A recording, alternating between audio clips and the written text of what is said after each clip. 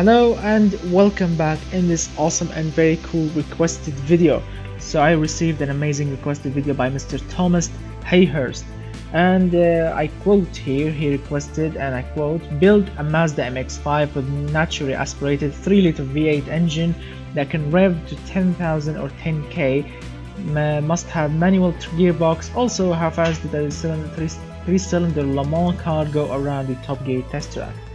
Alright, so let me answer the 3-cylinder. I actually don't remember. I did it a long time ago. I don't remember the 3-cylinder Le Mans car, how much it did around the test track. I can't even remember if I did it or not, but I'm gonna check it and maybe reply to you in the comment section. So let's start with the MX-5-ish car. I mean, we have a body similar to the MX-5, the new one, and as you can see here it is. It looks somehow similar, and I tried to be as close as possible with what I have in the game. So let's start with the chassis. We have aluminum panels with monocoque chassis type, light advanced high strength steel chassis material with front longitudinal engine placement, double wishbone in front, multi-links in the rear, plus true quality on the chassis. We have, this is the beast that I made for this engine. It's a 3-liter, as you can see, 60 degrees V-shaped 8-cylinder engine with aluminium block. We have 85.9mm on the bore, 64.7mm on the stroke, which equals 3000 cc on the dot. We have dual overhead camshaft with 5 valves per cylinder because he requested a 10,000 RPM engine, and 4 valves will not even get close to that. Right, so Mr. Thomas, we have aluminium head material. We don't have actually available valve lift technology because of the 5 valves. Let's see, we have also cast iron crankshaft, heavy duty forged connecting rods, and forged pistons. As you can see, I kept it cast iron because look at the RPM limit on the normal cast iron crankshaft, 10,700 RPM, so we have extra 700 RPM of cushion left. Alright, let's move on. We have zero quality on the internals, 11.2 to 1 is the compression ratio with 98 on the cam profile, really a racing camshaft or camshafts.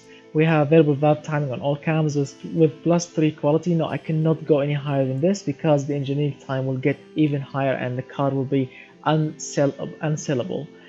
Moving on, we have naturally aspirated engine, direct fuel injection with throttle per cylinder or individual throttle bodies. So we have 8 individual throttles. I'm using performance intake manifold and intake system.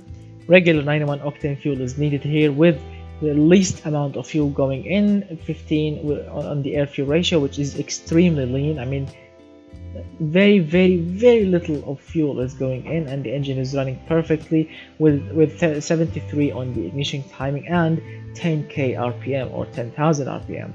We have zero quality on the fuel system, regular long tubular headers with dual exhaust pipes, bypass valves. We have 2.2-inch exhaust diameter or 57.1 millimeters. We have high flow 3-way catalytic converters with quad straight through mufflers with bypass valves. +1 quality on the exhaust, and this is the final result. 371 horsepower at 9,100 RPM. Yes, this as high it will goes. I mean, if I want to go higher than this, the peak RPM, if I want to push it even higher, I have to push the quality more, and this will make the engine and the car unsellable. I mean, I struggled with +3 quality. The customers are starting to hate the engine because it's costing too much and it requires good amount of time to be engineered. That's why I cannot push the quality even higher than this. This is as high the power peak will go. The torque is 233.5 pound-feet of torque, good amount of torque for a racing engine. 70.6 on the reliability, which is also great. Service cost is good. Fuel economy, remember this is a racing engine, racing camshaft in it, that's why the fuel economy, it's not really great even with tiny bits of fuel going in. The octane, we are using all of the octane, the emissions are low, which is good. The engine is somehow smooth even with a racing camshaft. We have the throttle response is high, the engine has sporty noise to it, it's lightweight ish because we have a cast iron crankshaft, don't forget that, and everything else is forged and aluminium. the engine materials or the material cost is a little bit high, which that's why the customers hated this engine a little bit. And the engineering time, no, I cannot go any higher than this. This is already original to not original. This is already hard to make 105 on the engineering time for a regular engine. And this is a racing engine, remember, in a regular car. As you can hear, it sounds really rough at idle because it's a racing engine. It sounds great.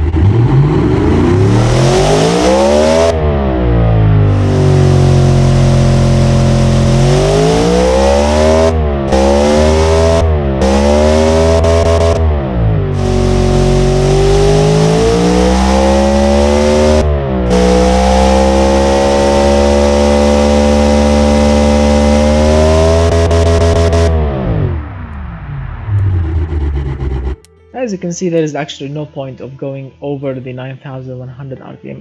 The engine will lose power, but for the spirit of this requested video, I'm going to keep the RPM at 10,000. But personally, I hate this drop. I really hate it. This is like valve float is happening here, or the lack of airflow. But I think this is valve float because when I increase the quality of the camshaft and the valves and springs and the heads, the power peak got a little bit higher, like to 9700 RPM at plus 15 quality. This is as high as it will go. Alright, so as you can see, I've chosen this convertible body style. I mean, it says here coupe 2010 coupe, which is wrong, and I wanted a convertible, and it looks convertible. Look at this. We have a soft top on the top, soft top here, and we have +1 quality on the body and the fixtures. I've chosen this beautiful looking blue slash silver in it. It looks absolutely magnificent. And the brake calipers, actually, I did not choose the same color. Alright, this is perfect now. We have these fixtures, these sleek angry headlights, these front vents with the day running lights flash indicators. We have the front grille, the logo on front, the side indicators, as you can see, sleeky and elegant. We have these side mirrors, door handles, fuel filler cap. These taillights, I want them red like this. As you can see, angry taillights, license plate holder, and yes, I forgot to put the badge on the back. Yep, like this. Alright, we have twin exhaust pipes. These rims, they're looking absolutely sporty and magnificent. Car is elegant, sporty, and not really comfortable, but it's sporty. As you can see, it's rear-wheel drive, longitudinal rear-wheel drive, manual gearbox, 6-speed or 6 ratios with 261 kilometers per hour is the gearbox top speed, with 26 on the spacing, which will give the vehicle 4.6 seconds from 0 to 100 and 3.7% of wheel spin. The customers, all of them, even the track premium, light sport budget, whatever, all of them wanted geared limited slip differential. Electric limited slip differential, they hated it, and Vicious gave extremely bad results. But the geared one, this is pretty much perfect for this application. We have zero quality on the differential and on the gearbox. We have radial sport compound tires with 225 in front, 235 in the rear, 620 is the tire diameter, with 16-inch is the rim diameter. We have the 20 of offset in front, 0 offset in the rear. We have alloy rims. I actually wanted magnesium, but as you can see, all of them are they don't like it. So alloy is alloy. But if it were up to me, I would love carbon fiber, but alloy is also is lighter than steel. As you can see, let's check out the difference. The steel rims were, let's see, where is it? The steel rims are 23 kilograms each, I think, and the alloy is 16 kilograms each. Very lightweight. Look at the magnesium 11 and the carbon fiber 10. So magnesium and carbon fiber, they are really close from each other. Moving on, we have ventilated discs in front with 4 pistons and 350 millimeters on the rotor. We have a ventilated disc also in the rear, single piston, 305 millimeter in the rear, with 50 on the pad type and 58% of brake base to the front and 42% to the rear. Zero quality on the brakes, no brake failing whatsoever. Stopping distance is perfect. We have active downforce under tray with 100 on the downforce, extremely active downforce. No cooling in, no cooling flaps, no active wing. The car has a good aerodynamics even without a wing. Let's see, we have a front lip. Actually, I forgot to mention that we have a front lip, and I set it on 61. Rear wing, actually there is no rear wing, but the body of the car itself can be adjusted to provide downforce. I set it to 100. It provided good amount of downforce, and the car is sticking to the ground very much. We have 55 on the engine cooling, 100 on the brake airflow, with 0 quality on the aerodynamics. We have 2 seats only, standard interior, standard infotainment system. No need to go any higher quality than this. The customers loved it this way, and I don't want to make it heavier than this. Let's see. We have electric variable power steering, electronic stability control, plus launch control, plus 2 quality here. No, actually plus 1 quality. Yes, the 1 plus 1 quality.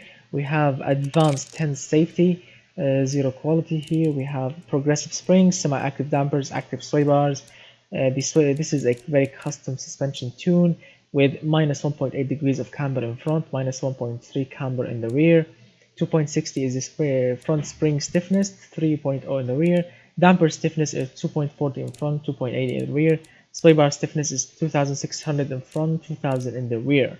Ride height is 163.7 millimeters, pretty much low and sporty, and 0 quality on the suspension. These are all the options on the vehicle, and it will cost you $28,313 with 10% profits to the company. It's still cheapy, it's still cheerful, and it has a massive, powerful V8 in the front. 3 liters only, and it will give you 371 horsepower. That's too much. Let's see, we have the test track. The car weighs only 1,388, so it's very lightweight, which is good. The weight distribution is 54.6 in the front, 45.4 in the rear. It's good. It's not bad at all. Nearly 50-50, near 50-50, which is also good. Power to weight ratio only 0.176. Well, this is not a land speed record car, so it's good. The power is good from this V8. You can tow behind the 2,311 kilograms. You can put 162.9 kilograms of cargo in it. As you can see, we have active downforce, 41.6 kilograms in the front, 64.8 kilograms in the rear. No brake fading. Stopping distance is perfect. 4.6 seconds from 0 to 100. 12.9 seconds is the quarter mile. This is not a drag racing car, and a top speed of 246 kilometers per hour. Now let's run it and see what kind of time you will reach.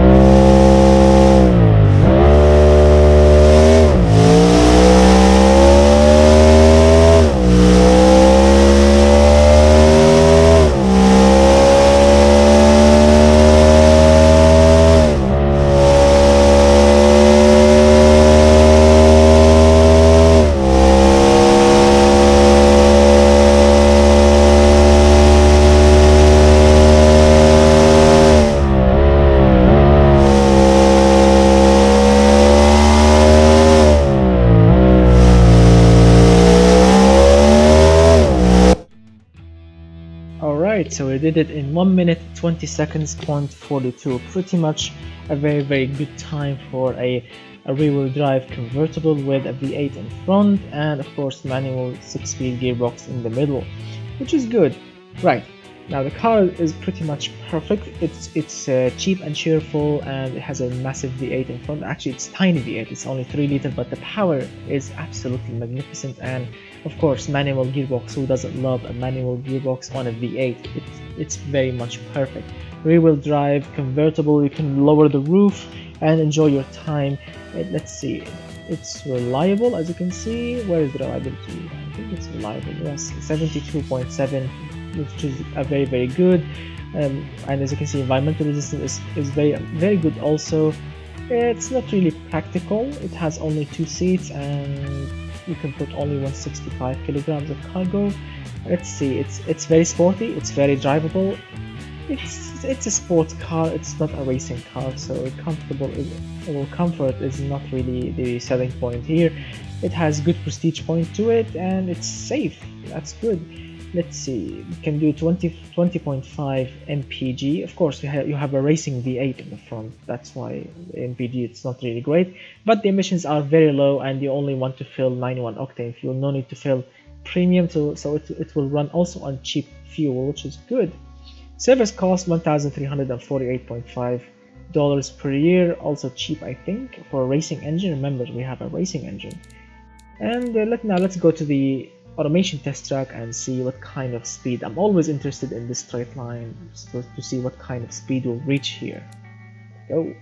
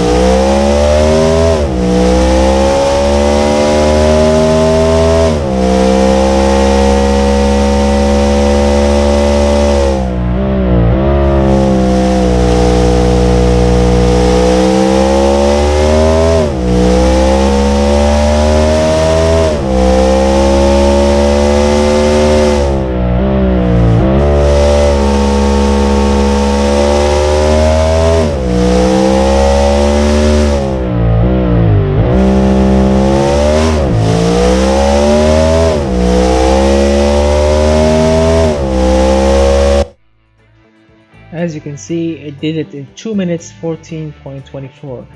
It's not a racing car, it's a convertible, remember that. It's lightweight, I know that. It has a 3 liter racing V8 in the front, I also know that, but it's only producing 371 horsepower and only goes in 4.6 seconds and top speed on 246. As you saw in this straight line, we reached here 228 kilometers per hour, and also here it got back to 228, which is good.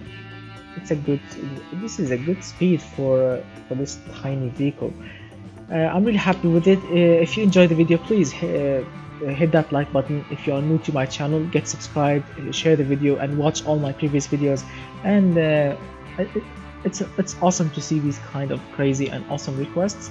The Mazda MX-5 is a very good car, but putting a V6 in it instead of V8, a very balanced and powerful V6, it will do the trick more than a V8. A V8 is heavy and it requires a lot of engineering time to be made, and the V6 actually sounds very much perfect in an MX-5. I've seen videos of people swapped a Jaguar V6 in a Mazda MX-5, not the new one, the previous generation of it, and it sounded very much perfect. You may know that YouTube channel. It's called Car Throttle, and there is an episode that they made with a Mazda MX-5 with a V6 in it. It sounded magnificently. Manual gearbox, V6, limited slip differential in the rear, and a convertible. And the interior, he changed also the interior into a very modern and very elegant, and also he put some stitching and some leather inside, made the vehicle also comfortable and sporty at the same time. It was perfect.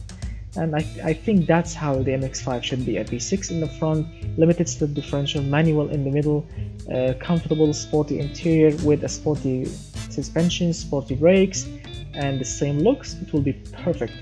Right, so thank you so much, Mr. Thomas Hayhurst, for your awesome request, and thank you so much, guys, for watching. Again, if you enjoyed the video, press that like, get subscribed, share the video, and I will see you very soon.